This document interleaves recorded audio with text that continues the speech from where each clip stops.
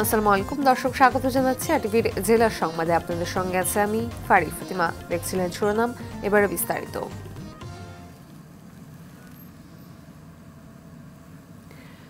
জনগণের সমর্থন নিয়ে সরকার গঠন করলে বিএনপি অগ্রাধিকার ভিত্তিতে সংস্কার কাজ দ্রুততার সাথে সম্পন্ন করবে বলে জানিয়েছেন দলটির ভারপ্রাপ্ত চেয়ারম্যান তারেক রহমান।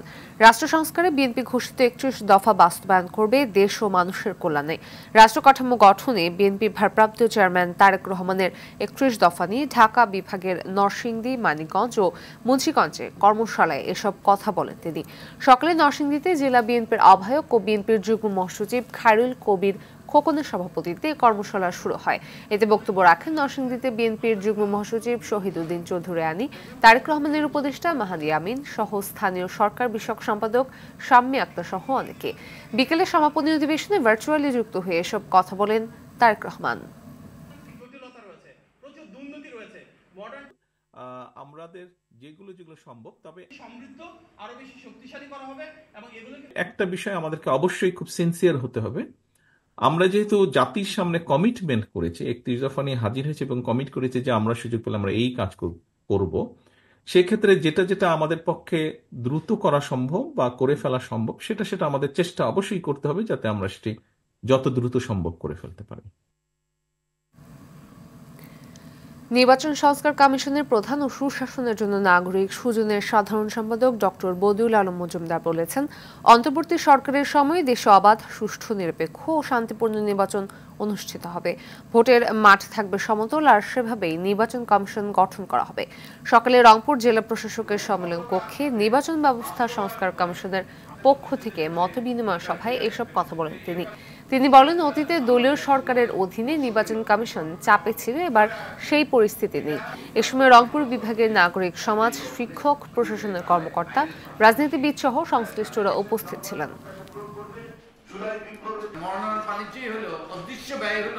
আমাদের নির্বাচনী ব্যবস্থার জন্য সবচেয়ে বড় ঝুঁকি। টঙ্গী ইজতেমা ময়দানে সংঘর্ষকে কেন্দ্র করে ১৪৪ ধারা জারির পর থেকে মাঠের নিয়ন্ত্রণ নিয়েছে প্রশাসন।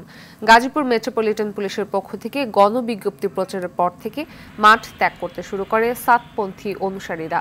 আশেপাশে ৩ কিলোমিটারের মধ্যে কোনো রকমের গণজমায়েত না করতে নির্দেশনা দেওয়া হয়েছে।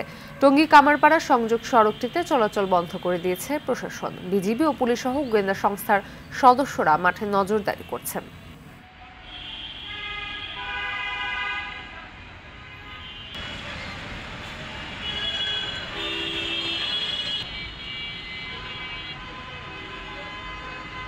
এরা অতর্কিতভাবে এসে আমাদের উলামায়ে কেরামের লোকদেরকে তারা নিহত করছে।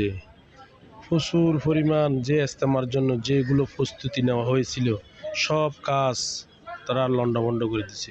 ময়দানের মাল সামান্য ময়দানেই থাকবে, আমরা নিতে আসছি না, এগুলো আমরা হেফাজত করার জন্য আসছি। প্রায় 500 জনের লোক আমরা এখানে পাহারাদারি এখন বর্তমানে আছে, এবং দায়িত্বরত দেখতেছেন আপনারা, কর্তব্যরত যারা আছে ওনারা আমাদের সহযোগিতা করতেছে, বাকি যাতে কোনো রকম বিশৃঙ্খলা না হয়।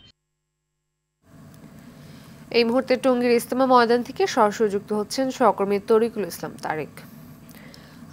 আপনি জানাবেন যে ইজতেমা ময়দান ও এর আশেপাশের এই মুহূর্তের চিত্রকে, আর সেই সাথে যুক্ত করবেন যে সংঘর্ষ ও হতাহতের কেউ গ্রেপ্তার হয়েছে কিনা।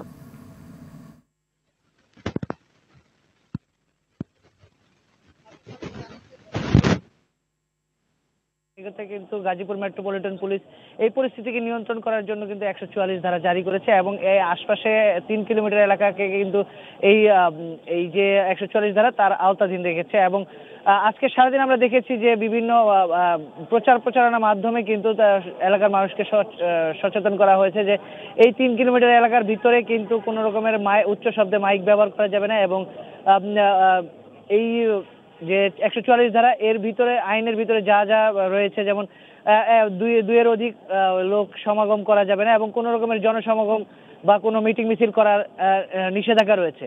এছাড়াও কিন্তু এই ১৪৪ ধারা জারি হওয়ার পর থেকে কিন্তু এই মাঠটিকে কিন্তু পুরাই প্রশাসনের নিয়ন্ত্রণে নেওয়া হয়েছে, এবং আমরা দেখেছি গতকাল থেকে কিন্তু সেনাবাহিনী, বিজিবি এপিবিএন, পুলিশ, র্যাব সহ বিভিন্ন সংস্থার প্রশাসনের লোকজন কিন্তু এখানে এই মাঠটিকে ঘিরে রেখেছিল। এবং আজকে গতকালকে কিন্তু এই যে টঙ্গী ইজতেমা ময়দানের যে পাশের যে টঙ্গী কামারপাড়া সড়কটি রয়েছে, সেই সড়কটি কিন্তু জনচলাচলের জন্য বন্ধ করে দেওয়া হলো, কিন্তু আজকে বেলা 12টার দিকে কিন্তু এই রাস্তাটিকে উন্মুক্ত করে দেওয়া হয়েছে সবার জন্য। এবং এই মাঠটি কিন্তু এখন প্রশাসনের নিয়ন্ত্রণাধীন আছে। এবং যারা এখন আমার পেছনে যে মুসল্লিরা রয়েছেন তারা কিন্তু সরকারের যে উচ্চপদস্থ যে দপ্তর রয়েছে সেই দপ্তর থেকে অনুমতি সাপেক্ষে তারা এসছে এখানে। তাদের কিছু মাল সামানা রয়েছে সেগুলোকে গুছিয়ে তারা মাঠে রাখার জন্য। এবং তারা কিছু লোক রয়েছে যারা এই মার্কাজের দায়িত্বে থাকে, তারা পাহারার জিম্মাদার হিসেবে কিছু লোক হয়তো বা থাকতে পারে। এছাড়াও যে 3 জনের যে মৃত্যুর ঘটনা ঘটেছে সে কারণে এখনো আমরা কোনো আইনি কোনো পদক্ষেপ বা কোনো মামলার তথ্য পাইনি এবং কাউকে এখনো পর্যন্ত আটক করার কোনো সংবাদ আমরা এখনো পাইনি। তো এই ছিল আমার কাছে সর্বশেষ তথ্য। ধন্যবাদ। রাজধানীর টঙ্গীতে বিশ্ব ইজতেমার ময়দানে 4 জন নিহতের ঘটনার সুষ্ঠু তদন্ত ও দোষীদের বিচার দাবিতে দেশের বিভিন্ন স্থানে বিক্ষোভ ও মানববন্ধন অনুষ্ঠিত হয়েছে। কুমিল্লায় ঢাকা চট্টগ্রাম মহাসড়কের আলেখার চর এলাকায় সড়ক অবরোধ করে বিক্ষোভ করেছে জুবায়েরপন্থীরা। এ সময় মহাসড়কের 2 পাশের প্রায় 6 কিলোমিটার এলাকা জুড়ে যানজটের সৃষ্টি হয়। ইজতেমা ময়দানে 4 জন নিহতের ঘটনায় হামলাকারীদের গ্রেপ্তার, শাস্তি ও সাতপন্থীদের নিষিদ্ধের দাবিতে কুষ্টিয়ায় মানববন্ধন করেছে উলামা পরিষদ।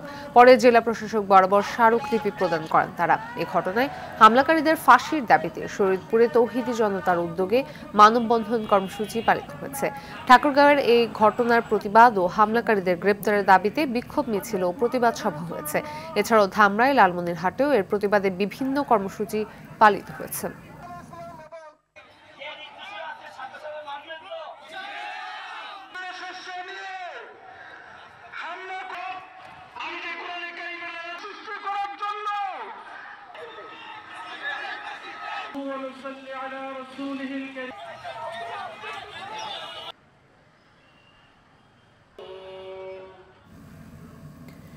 জনগণের সমর্থন নিয়ে সরকার গঠন করলে বিএনপি অগ্রাধিকার ভিত্তিতে সংস্কার কাজ দ্রুততার সাথে সম্পন্ন করবে বলে জানিয়েছেন দলটির ভারপ্রাপ্ত চেয়ারম্যান তারেক রহমান। রাষ্ট্র সংস্কারে বিএনপি ঘোষিত 31 দফা বাস্তবায়ন করবে দেশ ও মানুষের কল্যাণে। রাষ্ট্র কাঠামো গঠনে বিএনপির ভারপ্রাপ্ত চেয়ারম্যান তারেক রহমানের 31 দফা নিয়ে ঢাকা বিভাগের নরসিংদী, মানিকগঞ্জ ও মুন্সিগঞ্জে কর্মশালায় এসব কথা বলেন তিনি। দর্শক, কর্মশালা অনুষ্ঠানে বক্তব্য রাখছেন বিএনপির ভারপ্রাপ্ত চেয়ারম্যান তারেক রহমান। সরাসরি চলে যাচ্ছে সেখানে। একটা সুস্থ, যেটার জন্য 1,500 নয়, আজকে 15 সাল যাবত আমরা ইলিয়াস আলী সহ আমরা মরেছি, আমরা অনেক মামলা খেয়েছি। আজকে অনেকে কথা বলেন এই মুন্সিগঞ্জে পদ্মা সেতু বেগম খালেদা জিয়াকে মাজুর করে এইখান থেকে ফালাইয়া চুবাইয়া মারতে চাইছে। তারেক রহমান নির্বাসিত জীবন, শত শত মানুষের জীবন গিয়েছে। এর থেকে বড় আত্মত্যাগ এই বাংলাদেশ গণতন্ত্র প্রতিষ্ঠার জন্য আর কে বেশি দাবিদার হতে পারে? এই প্রশ্নের জবাব সারা বাংলাদেশের মানুষের কাছে আমরা রাখলাম। তারেক রহমান যদুপুরে একটা কথা বলেছেন যে আগামীতে আমাদের ভালো কাজ, ভালো চিন্তার মাধ্যমে সৎকর্ম করে আমাদেরকে পুলসেরাত পার হতে হবে। আমি ওনার সাথে 100% একমত। পুলসেরাত পার হওয়ার সময় যার আমল নামার নেকির পাল্লা ভার হবে সে বিদ্যুৎ গতিতে পার হবে। আমাদের তারেক রহমানের কাছে মুন্সিগঞ্জ জেলা থেকে ওয়াদা দিতে চাই, আমাদের কর্ম চিন্তায় আমরা শহীদ প্রেসিডেন্ট জিয়া রহমানের, তারেক রহমানের 1 দফা, সেটা কি? আমরা মননে উন্নয়নে তারেক রহমানের নির্দেশনার বাইরে আমরা যাব না। এই 1 দফার মাধ্যমে আমরা দ্রুত গতিতে ইনশাআল্লাহ উন্নয়নের রাস্তায় যেতে চাই। তারেক রহমানের কাছে আমরা উন্নয়নের মডেল হিসাবে মুন্সিগঞ্জকে আমরা প্রতিষ্ঠিত করতে চাই। সর্বশেষ আমরা এই মুন্সিগঞ্জ জেলায় দাঁড়িয়ে বেগম খালেদা জিয়ার দ্রুত আরোগ্য কামনা করছি। পাশাপাশি সংগ্রামী জননেতা জনাব আব্দুল হাই ভাইয়ের রোগ মুক্তি কামনা করে আমি আমার বক্তব্য শেষ করছি। খুদা হাফেজ। বাংলাদেশ জিন্দাবাদ। তারেক রহমানের স্বপ্ন এদেশে বাংলাদেশের মানুষ আমরা দেখব বাস্তবে সেটাই রূপ পাবে। খুদা হাফেজ। বাংলাদেশ জিন্দাবাদ। ধন্যবাদ রতন ভাই। এখন খায়রুল কবির খোকন ভাই নরসিংদীতে।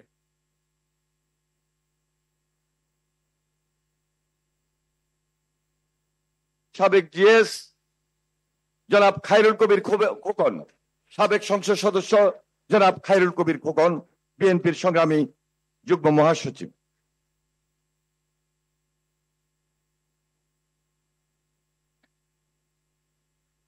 বিসমিল্লাহির রহমানির রহিম। রাষ্ট্র কাঠামো মেরামতের 31 দফা প্রশিক্ষণ কর্মশালার অনুষ্ঠানের আমাদের বিএনপির অ্যাক্টিং চেয়ারম্যান, আমাদের প্রাণপ্রিয় নেতা, লক্ষ কোটি জনতার, বাংলাদেশের মানুষের আশা-আকাঙ্ক্ষার মূর্ত প্রতীক, সংগ্রামী জননেতা, যার দিকে তাকিয়েছে বাংলাদেশের জনগণ, সেই প্রিয় নেতা, আজকের অনুষ্ঠানের মাননীয় প্রধান অতিথি জনাব তারেক রহমান উপস্থিত আছেন। আজকের অনুষ্ঠানের আমার প্রিয় সহকর্মী, 90-এর সফল ছাত্রগণ অভ্যুত্থানের আমার রাজপথের লড়াকু সৈনিক, ছাত্রদলের সাবেক সফল সভাপতি, কারা নির্যাতিত জননেতা, বিএনপির সংগ্রামী যুগ্ম মহাসচিব জনাব শহীদুদ্দিন চৌধুরী এনি উপস্থিত আছেন। দর্শক, কর্মশালা অনুষ্ঠানে যুক্ত ছিলেন বিপির ভারপ্রাপ্ত চেয়ারম্যান তারেক রহমান। সরাসরি দেখছিলাম অংশবিশেষ। কক্সবাজারের পেকুয়ায় ট্রাক ও সিএনজি চালিত অটোরিকশার মুখোমুখি সংঘর্ষে 5 জন নিহত হয়েছে। এ সময় আহত হয় আরও 2 জন। সকাল 7টার দিকে পেকুয়া এবিসি আঞ্চলিক মহাসড়কের ধনিয়াকাটা এলাকায় এই দুর্ঘটনা ঘটে। পুলিশ জানায়, পেকুয়া থেকে চট্টগ্রাম যাওয়ার পথে হাজি বাজার এলাকায় বিপরীতমুখী একটি ট্রাক অটোরিকশাটিকে ধাক্কা দিলে এই ঘটনা ঘটে। মুন্সিগঞ্জের গজেরিয়া মেঘনা সেতুতে কাভার্ড ভ্যানের ধাক্কায় মোটরসাইকেলে থাকা 2 বন্ধু নিহত হয়েছে। গেল রাতে এই দুর্ঘটনা ঘটে। নিহতরা হলেন মুন্সিগঞ্জের বাউশিয়া গ্রামের আশরাফুল আলম এবং চর 14 কাহনিয়া গ্রামের অসীম শেখ। অন্যদিকে খাগড়াছড়িতে পর্যটকবাহী বাস উল্টে আনুমানিক 20 জন আহত হয়েছে। ভোর 6টার দিকে খাগড়াছড়ির আলুটিলা পুনর্বাসন এলাকায় এই দুর্ঘটনা ঘটে। আহতরা সবাই রাজশাহীর বিভিন্ন এলাকা থেকে সাজেক বেড়াতে এসেছে বলে জানিয়েছে পুলিশ।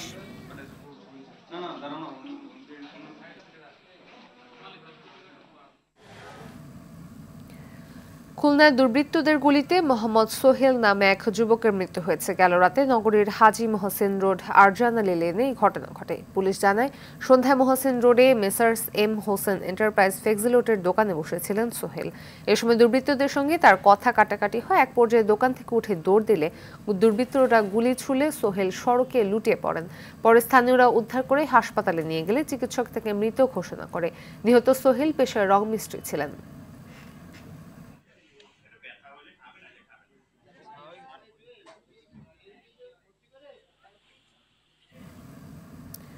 হাড় কাঁপানো শীতে দিশেহারা উত্তরের জেলাগুলো। পৌষের শুরুতে শীতের তীব্রতায় পঞ্চগড়ে বিপর্যস্ত জনজীবন। সবচেয়ে বেশি দুর্ভোগী নিম্ন আয়ের মানুষ। সকাল 6টায় জেলার সর্বনিম্ন তাপমাত্রা রেকর্ড হয়েছে 10.4 ডিগ্রি সেলসিয়াস। চুয়াডাঙ্গায় মৃত্যু শৈত্যপ্রবাহের পর তাপমাত্রা কিছুটা বাড়লেও কমেনি শীত।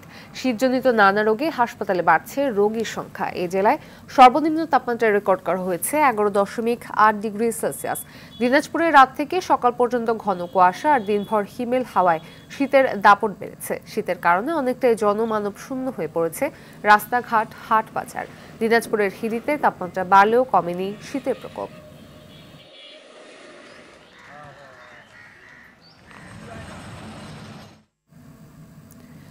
আমন ধানের ফলন ভালো হওয়ায় মুখে হাসি নড়াইলের কৃষকদের। এছাড়া ধানের দাম নিয়েও খুশি তারা। এদিকে ধান কাটা শুরু হয়েছে নরসিংদীতে। বন্যা, অতিবৃষ্টি আর পোকার আক্রমণে ধানের ফলন কম হয়, মুখে হাসি নেই কৃষকদের। নড়াইল প্রতিনিধি মোস্তফা কামাল ও নরসিংদী থেকে মোহাম্মদ মোর্শেদ শাহরিয়ারের তথ্যচিত্রে জানাচ্ছেন নাদিরা সুলতানা। চলতি মৌসুমে নড়াইলে প্রায় 44,000 হেক্টর জমিতে রোপা আমন চাষ করা হয়েছে। উৎপাদন লক্ষ্যমাত্রা ধরা হয়েছে 1,98,300 মেট্রিক টন। এরই মধ্যে নতুন ধান বাজারে উঠতে শুরু করেছে। জেলার সবচেয়ে বড় মোকাম তুলারামপুর, মাইজপাড়া সহ বিভিন্ন হাটে ধান নিয়ে আসছেন কৃষকরা। ধানের দাম ভালো হয় খুশি তারা। চিকন ধান চলতিছে 1700 আর মোটাটা চলতিছে 1350। বাজার যা আছে খুব ভালো দাম পাচ্ছি, আমাকে সমস্যা নেই। অন্য বছরের তুলনায় 200 টাকা মনে বেশি। তবে ধানের বাজার যেন সিন্ডিকেটের কবলে না পড়ে সে ব্যাপারে প্রশাসনিক তৎপরতার কথা জানান জেলা প্রশাসক। সিন্ডিকেট দ্বারা কোনো ধরনের সমস্যায় পড়তে না পারে সেজন্য আমরা কাজ করছি। প্রত্যেকটি বাজারে মনিটরিং এর কাজ চলছে। এদিকে কৃষি নির্ভর জেলার নরসিংদীতে 41,200 হেক্টর জমিতে আমন ধানের আবাদ করা হয়েছে। ধান কাটায় ব্যস্ত সময় পার করছেন এখানকার কৃষকরা। তবে ধান কাটা শুরু হলেও মুখে হাসি নেই তাদের। পরপর দুটি বন্যা, অতিবৃষ্টি আর পোকার আক্রমণে কমেছে ফলন। এতে দুশ্চিন্তায় কৃষকরা। ধানের দাম ভালো না পেলে পরিবার নিয়ে বিপাকে পড়ার শঙ্কা তাদের।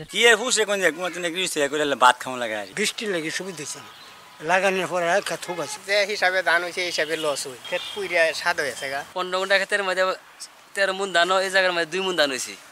বুঝছেন, সব নষ্ট হয়েছে, ক্ষেতের জমিনের ধান নাই। এদিকে ক্ষতিগ্রস্ত কৃষকদের সহযোগিতার আশ্বাস কৃষি বিভাগের। লক্ষ্যমাত্রা অনুযায়ী যে আবাদ হয়েছে তা বর্তমানে পর্তন প্রায় শেষ পর্যায়ে 97% ধান কাটা হয়ে গেছে।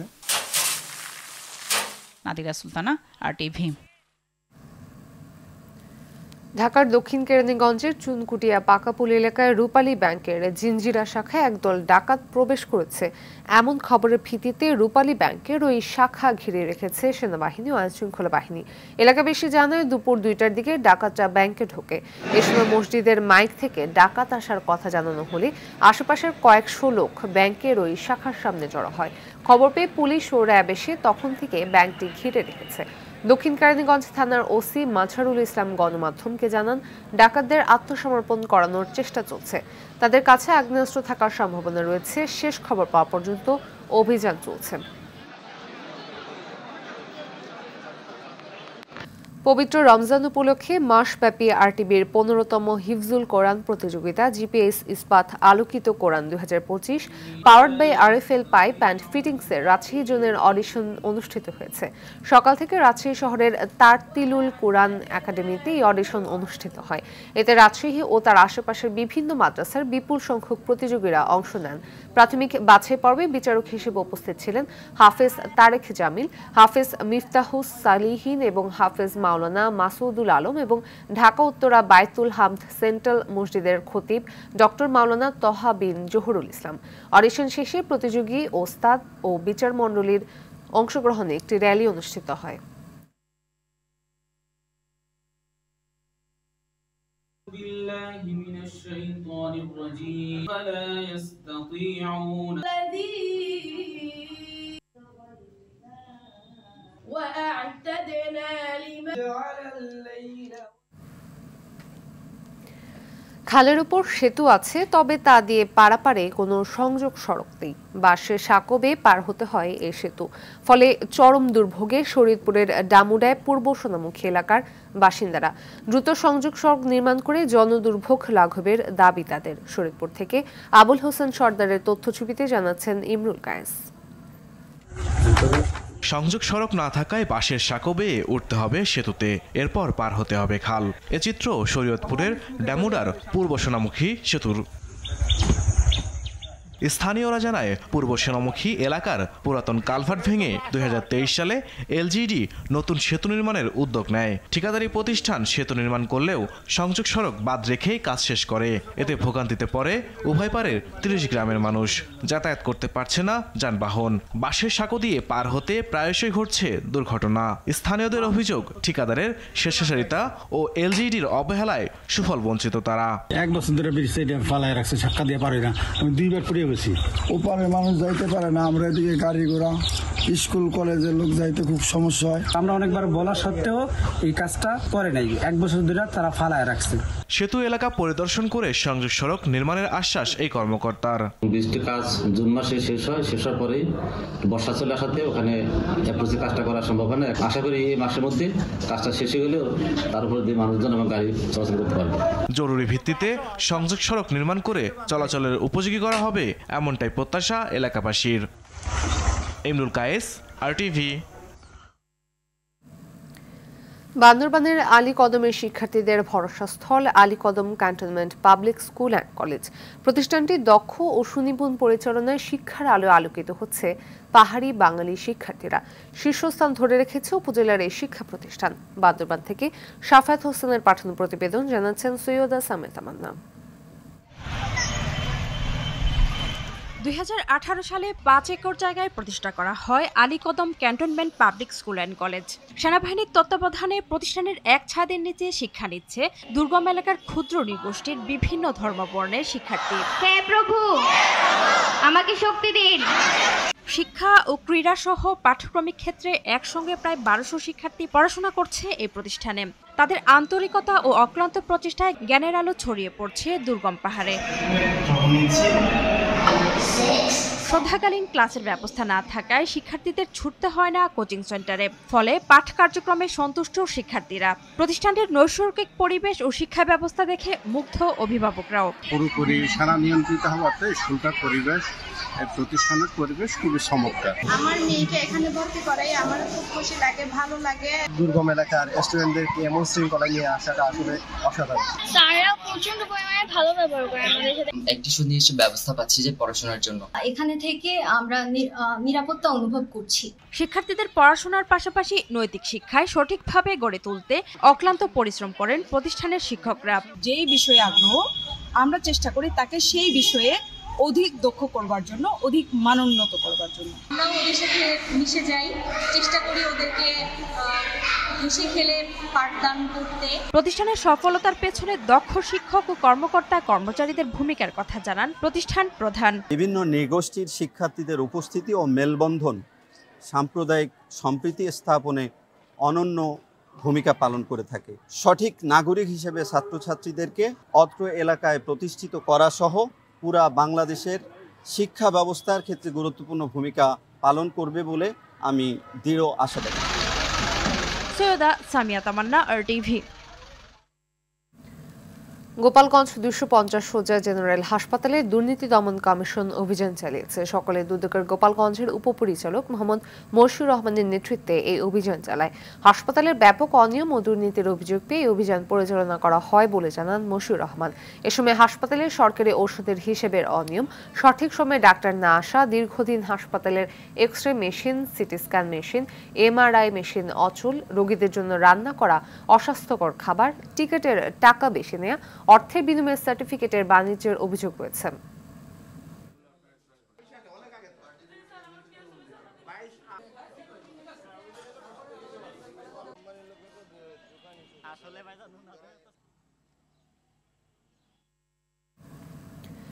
রংপুরে বিআরটিএ অফিসে অভিযান চালিয়েছে দুর্নীতি দমন কমিশন দুদক। দুপুরে রংপুর বিভাগীয় দুদকের সহকারী পরিচালক হোসাইন শরীফের নেতৃত্বে একটি দল বিআরটিএর অফিসে এই অভিযান চালায়। এ সময় ডিসি অফিসের নৈশ প্রহরী হাসানুর রহমান ও দেলোয়ার হোসেন নামে 2 দালালকে আটক করা হয়। এছাড়াও অভিযানে বিভিন্ন অনিয়মের অভিযোগে 2 জনকে 5,000 টাকা করে জরিমানা ও অনাদায়ে 3 মাসের জেল দেওয়া হয়। দুদকের এমন অভিযান অব্যাহত থাকবে বলে জানিয়েছেন দুদকের সহকারী পরিচালক হোসাইন শরীফ।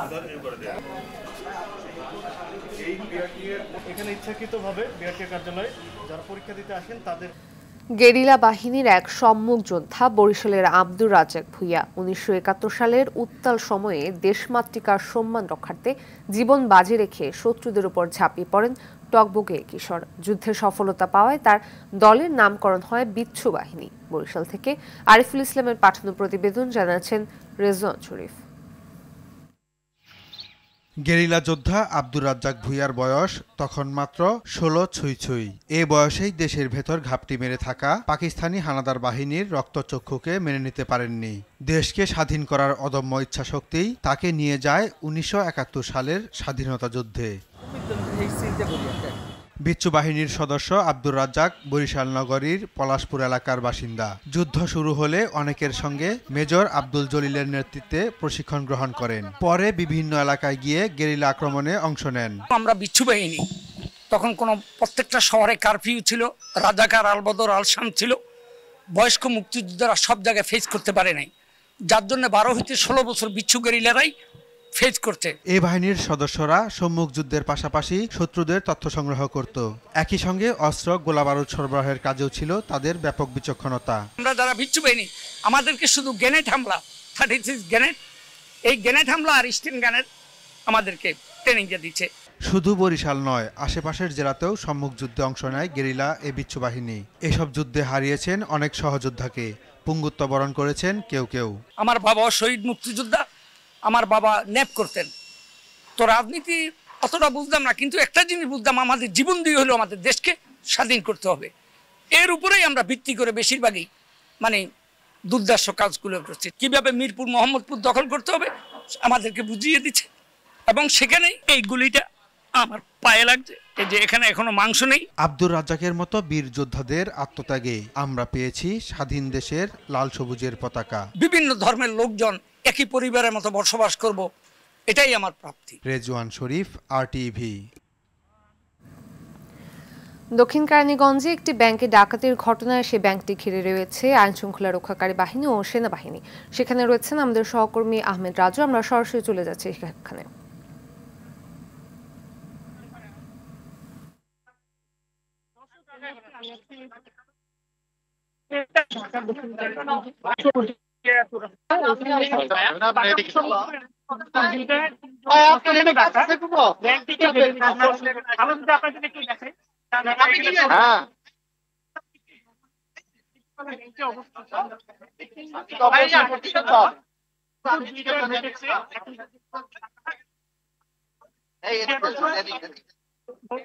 জিম্মি করে রেখেছে, 10 জন রয়েছে গ্রামে। বিপুল পরিমাণ বাংলাদেশ পুলিশ সদস্যদের উপস্থিত, তারা বিপাশ থেকে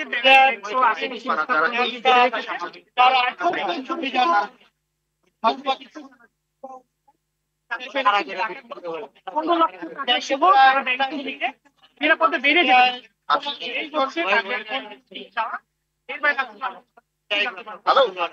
বাহিনী তাদেরকে চেষ্টা করছে এবং ব্যাংকের ভিতরে যে জনগণ রয়েছে তাদের বের করার চেষ্টা করছে। এই ছিল আমার কাছে সমস্যা। ধন্যবাদ।